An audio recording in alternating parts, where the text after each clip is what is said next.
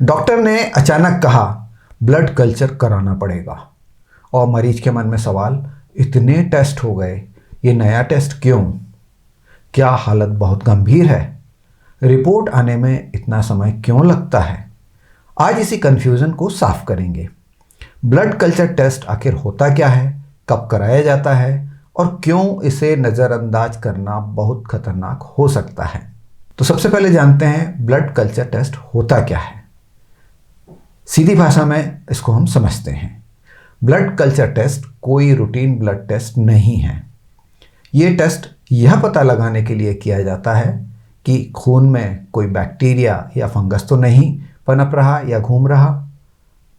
यानी खून के अंदर अगर इन्फेक्शन फैल चुका है तो उसे पकड़ने का सबसे भरोसेमंद तरीका है ब्लड कल्चर। इस टेस्ट में आपके खून का सैंपल लेकर उसे बोतलों में ग्रो कराया जाता है। जी हाँ, ग्रो कराया जाता है ताकि देखा जा सके कि कौन सा कीटाणु है और किस दवा से मरेगा। अब जानते हैं कि डॉक्टर ब्लड कल्चर कब करवाते हैं। ये एक बहुत ज़रूरी सवाल है। हर बुखार में नहीं, हर इन्फेक्शन में नहीं। ब्लड कल्चर तब कराया जाता है जब डॉक्टर को शक होता है कि इन्फेक्शन सिर्फ किसी अंग तक सीमित नहीं है बल्कि खून तक पहुंच चुका है। कुछ आम स्थितियां होती हैं जैसे कि तेज बुखार जो दवाओं से नहीं उतर रहा, अचानक ठंड लगना, कपकपी छूटना या बहुत ज़्यादा कमजोरी या कन्फ्यूजन की स्थिति बनना, साथ में बीपी का गिरना या आईसीयू में भर्ती होने की स्थिति आना या बार बार इन्फेक्शन होने वाले मरीज। यानी जब मामला सीरियस हो जाता है या सीरियस हो सकता है तब ब्लड कल्चर जरूरी हो जाता है। अब बात करते हैं कि रिपोर्ट आने में 2 से 5 दिन क्यों लगते हैं। यह सवाल लगभग हर घर में पूछा जाता है।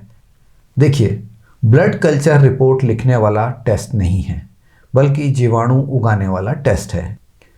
बैक्टीरिया या फंगस को खून में पहचानने में वक्त लगता है, इसीलिए 24 घंटे में कुछ नहीं दिखता। 48 से 72 घंटे में ग्रोथ दिख सकती है और फिर ये देखा जाता है कि कौन सी एंटीबायोटिक दवा इस पर काम करेगी।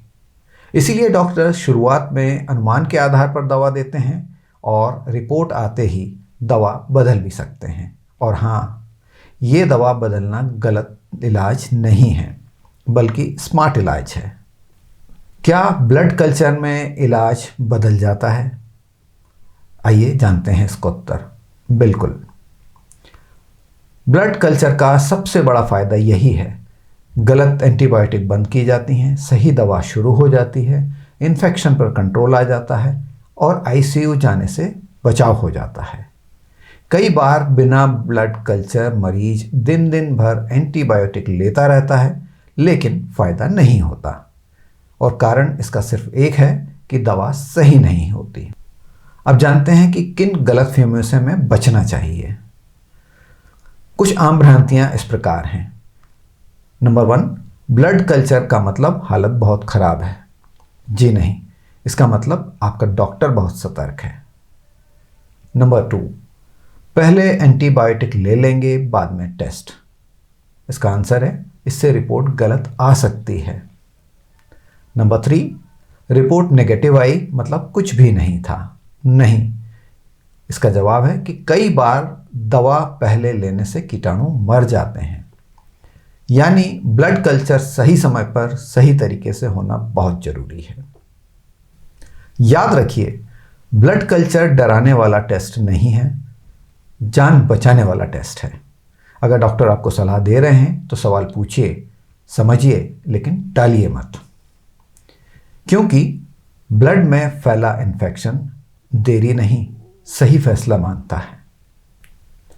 अगर आपको ये जानकारी आपके लिए उपयोगी लगी हो तो वीडियो को शेयर करें, क्योंकि सही समय पर सही जानकारी किसी की जान बचा सकती है। ऐसे ही हेल्थ से जुड़े जरूरी मुद्दों पर हम बात करते रहेंगे, लेकिन डॉक्टर की भाषा में नहीं, आपकी भाषा में।